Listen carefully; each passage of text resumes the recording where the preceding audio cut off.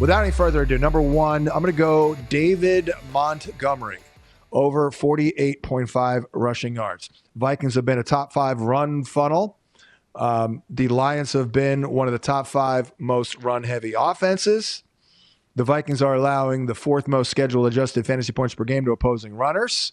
It does look like Jahmyr Gibbs has taken over the backfield a little bit, but when the team is leading by multiple scores this year, Montgomery's getting over 50% of the carries. And I do believe that will be the case. The Lions are 8.5 favorites. It's also, and this was really the most important point, a great schematic matchup for Montgomery. 66.7% of his rushing attempts have come on zone concepts.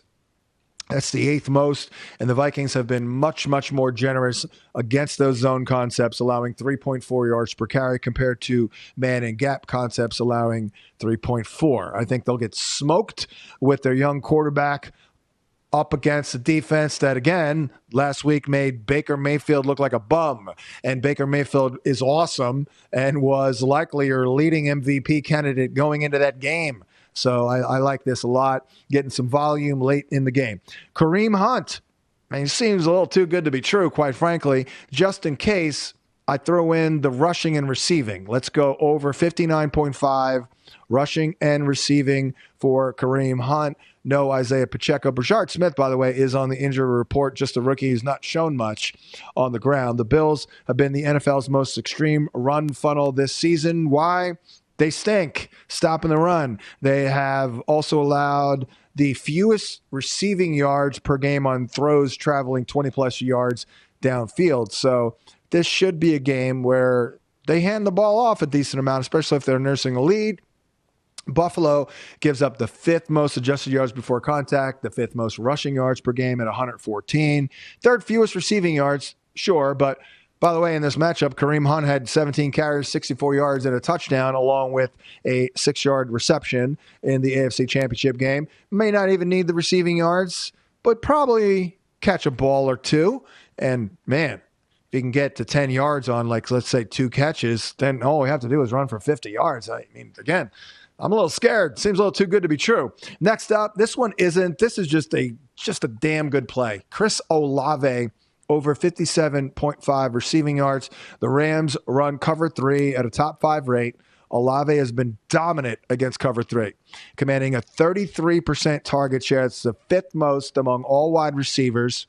He gets 15% boost to his targets per route run against it. No other Saint receiver averages even 1.75 yards per route run against cover 3. Yet Olave is at 2.49, so he crushes it over a larger sample, even going back to last year with multiple quarterbacks. I mean, we're talking 3, right? Olave has been maybe even 4. 42% more efficient by yards per route run against cover 3, ranking top 12. I guess it is 3. It's Rattler, Shuck, and Carr.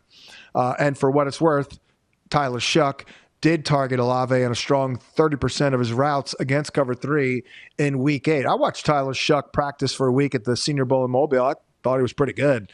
I thought he threw the ball pretty well, actually. And by the way, you want to play Saint props because each of these offenses, by the way, the Rams too, average their top 10 by fastest running off of plays, basically. They run off a lot of plays. More plays equal more points. Next up, Brock Bowers. Not that worried about the injury situation. He's good to go. Might be a little rusty, but this number is also down, 49.5. The Jags, they have been the league's most extreme pass funnel by pass rate over expectation allowed. They run cover 3 and cover 6 around 55% of the time. Believe it or not, Geno Smith actually averages 8.92 YPA with a 9.3 completion percentage over expectation and a 95.5 passer rating on 60 attempts against those coverages. We did it. It took us all year. We found coverages that Geno's good against. The Jags allow the 7th most passing yards per game, which, by the way, 254, which, by the way, is if you look at Geno's prop, it's like 230, 240. It's a little higher than usual. I think that bodes well because Brock Bowers averages 4.03 yards per route run and 0.31 targets per route run. If he were averaging half of that, the 4.03, that'd be good. So that shows you how good it is. Jacksonville gives up the 10th most receiving yards, 62.6, and the 12th most receptions per game to tight ends. And Bowers got him for 11 grabs for 99 in this matchup last year. Next up, C.J. Stroud. Maybe I'm trying to steal this one, but I mean, Denver, they haven't given up a lot of rushing production to quarterbacks, so this could be close. But it's a nasty matchup. They blitz at the NFL's fourth highest rate. Stroud does not handle the blitz well.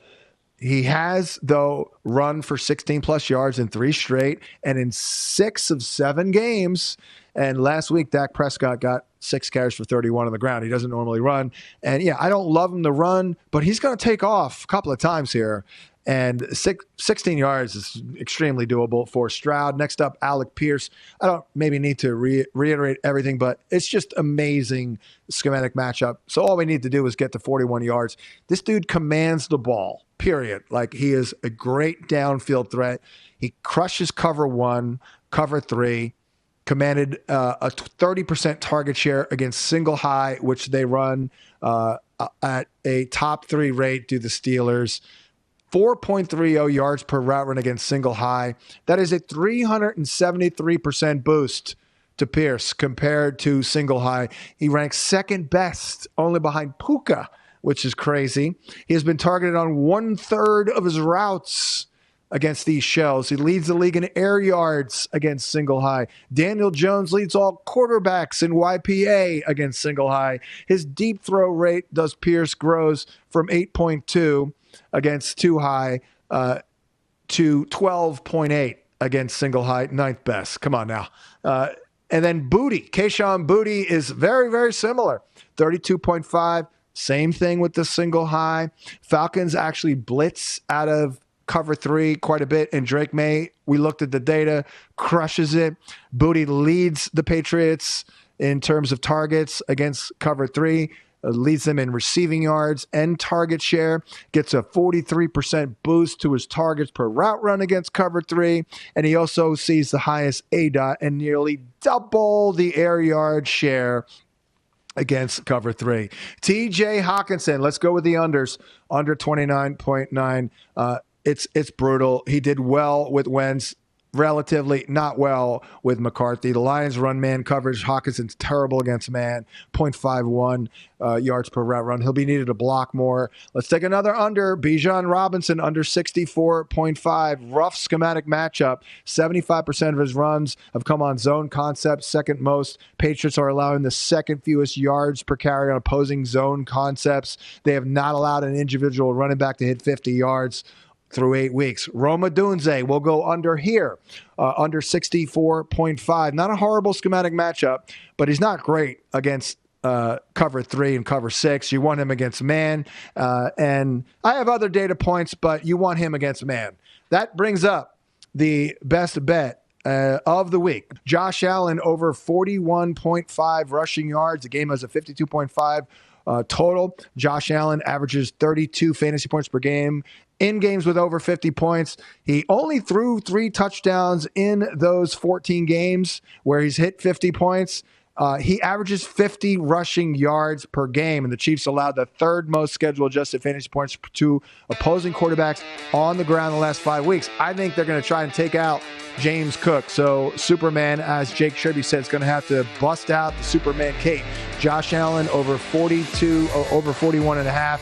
That is your best bet for week 9. Thanks for watching, but don't let the betting insights end here. If you want an extra edge this football season, you can get a month of VSiN Pro right now absolutely free. That means access to our betting insights, analysis, and tools like our betting splits at 0 cost to you. Click the link in the description to sign up.